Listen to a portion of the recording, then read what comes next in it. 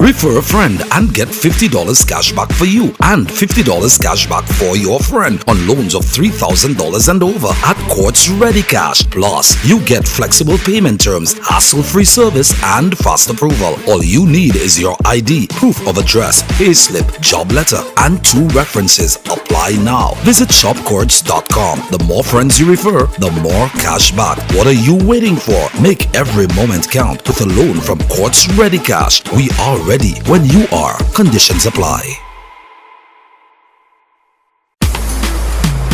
In cricket, there are a few essentials: a bat,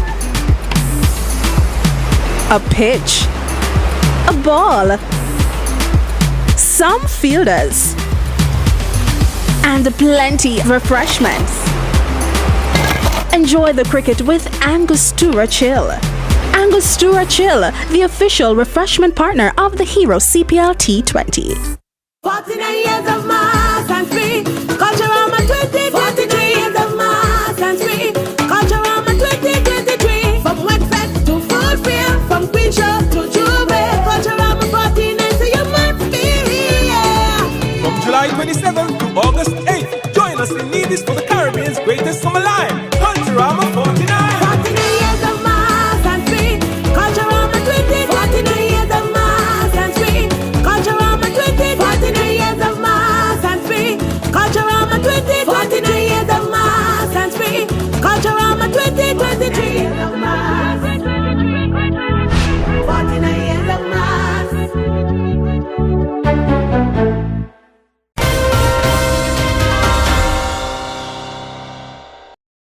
Hello and welcome to the ZIZ Channel 5 newscast. I'm Carla Berridge. Prime Minister Honorable Dr. Terence Drew says there is no indication that St. Kitts and Nevis is at risk of losing its visa-free access to the United Kingdom. Recently, the United Kingdom imposed visa requirements for Dominican nationals to enter the country. Some suggested this was in connection with Dominica's citizenship by investment program, and there has been speculation that St. Kitts and Nevis and other countries in the region will be next. In an interview with ZIZ on Friday, Prime Minister Drew said there has been no indication that this is the case. Nothing has been communicated to us with respect to that. So that article, wherever it comes from, is not speaking to what is happening presently. However, I would say that St. Kitts and Nevis, since we came in, we made sure that we started to change the regulations and strengthen them so that our partners such as the UK and so forth can have much more confidence in our program. He said through all the changes and revisions to the CBI program, the Federation has kept in contact with international partners such as the UK and the EU. We kept in communication with the UK. The UK visited our unit, the officials. They did an audit, met with the head of the CIU, who is Mr. Michael Martin, and they shared all the information that is to be shared. So we are constantly in contact. And when we changed the regulations again, well, not changed, but we pursued the renewing of things. We communicated with the UK as to what we were doing. Prime Minister Drew said the administration has taken all the steps it can to instill confidence in our international partners about the CBI program. Police are investigating a suspected drowning incident of an 80-year-old that occurred on Friday. According to police, it happened in a swimming pool in St. Paul's. Investigations are still underway, so details are unclear at the moment. We'll have more information as soon as it becomes available. With the general public's assistance, the police have successfully identified the 3 persons responsible for multiple incidents of malicious damage to passing vehicles on the F.T. Williams Highway on St. Kitts. The 3 males, all juveniles, were brought to the Bastille police station by their guardians on July 26th and 27th. There they were apprehended and interviewed in the presence of their guardians. Following the interviews, each of them was released into the custody of his guardian. Their cases will be heard at a later date by the Child Justice Board. The Ministry of Tourism wrapped up its week-long Green Tourism Camp in a short ceremony at Kittishan Hill on Friday. The camp catered to children aged 8 to 12 from 4 primary schools, Sandy Point, Newton Ground, St. Paul's and Date Bay primary schools. In an interview with ZIZ News, Strategic Planning Officer at the Ministry of Tourism, Samantha Boone, explained what the camp was about. So it's a green tourism camp. We focus on sustainability, sustainable tourism, as well as agro-tourism. The theme for the camp is reduce, reuse, recycle, and our slogan for this year is P-Cube, protection from plastic pollution. Protection from plastic pollution. And so the kids learned a lot of different aspects of tourism, sustainable tourism, the effects of pollution on the environment. They learned a bit of agriculture and the importance of food security, and basically how to be a tourist, being a tourist themselves and being exposed to the different elements of St. Kitts and Nevis that they themselves can sell St. Kitts as kids. One of the many activities that the students engaged in was a recycling competition, which was spearheaded by the Taiwan Technical Mission.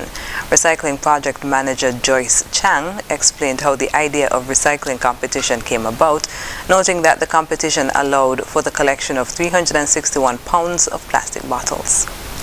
The green camp, summer camps invite our team to give them some introduction about recycling and want to encourage the children, they can do something recycling at their house, their home. So that's why we designed for the recycling competition for children.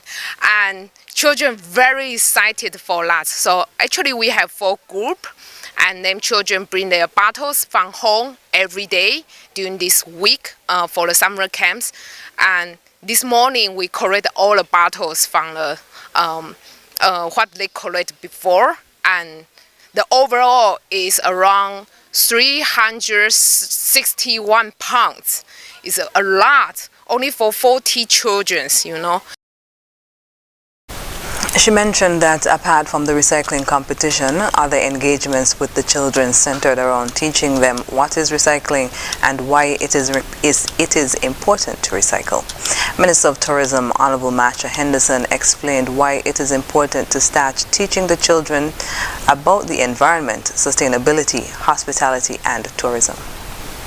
It is critically important for us to educate our children, even younger than 8, I find, and we are making conscious steps to make sure that even in the curriculum in schools that children understand that. My child is 10 years old, for example, and when we were studying for exams, even he's going to 5th grade, they had to understand the importance of what this camp talks about: recycling, reuse, how they can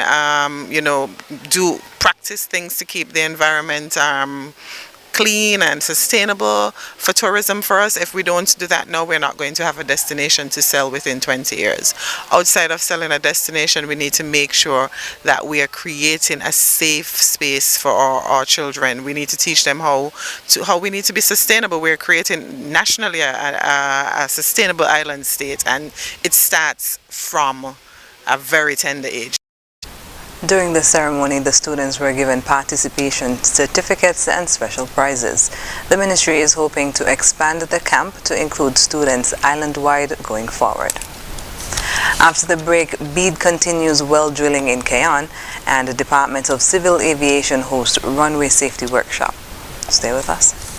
Get ready for the biggest sales event of the year. It's the Horsewood Furniture and Appliances major sales event, where we're slashing prices by 20% off on all major appliances. Are you looking for amazing deals on refrigerators, stoves, large appliances, washing machines, and even microwaves? From the latest models to top brands, Horsewood Furniture and Appliances has it all at unbeatable prices. Whether you're upgrading your kitchen or replacing old appliances, this is the perfect opportunity to get major savings and save is big. These deals won't last forever. This is a limited time opportunity to snag the appliance of your dreams at 20% off and get double cashback coupons with every purchase. Don't miss out. The Horsewood Furniture and Appliances major appliances sales event where quality meets affordability. Don't miss out on the biggest discounts on refrigerators, stoves, large appliances, washing machines, and microwaves. Hurry in today and make your home a major delight. Major savings, major discounts, 20% off on major appliances, plus double cashback for free groceries. Happening now at Horsewood Furniture and Appliances. Terms and conditions apply. See store for details.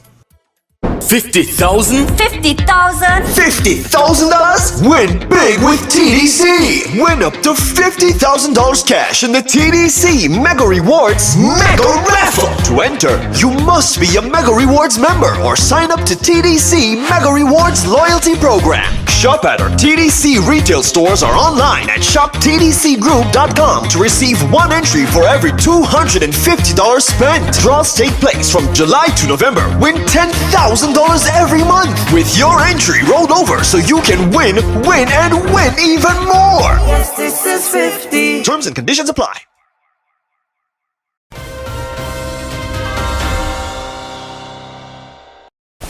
Welcome back. Well drilling in Cabbage Tree, Cayon is continuing as the government of St. Kitts and Nevis addresses the water problems that have been affecting the community of Cayon for many years. The well drilling in Cayon is being executed by Bedrock Exploration Development Technologies, BEAD St. Kitts Limited. Speaking on Freedom FM's Issues on Wednesday, Prime Minister Honorable Dr. Terence Drew said his administration is resolute in its position to solve the water concerns once and for all because access to potable water is a key element of his administration's plans of building a sustainable island state. Part of the government's comprehensive plan for addressing the water woes in parts of St. Kitts also includes the building of a 2 million gallon desalination plant.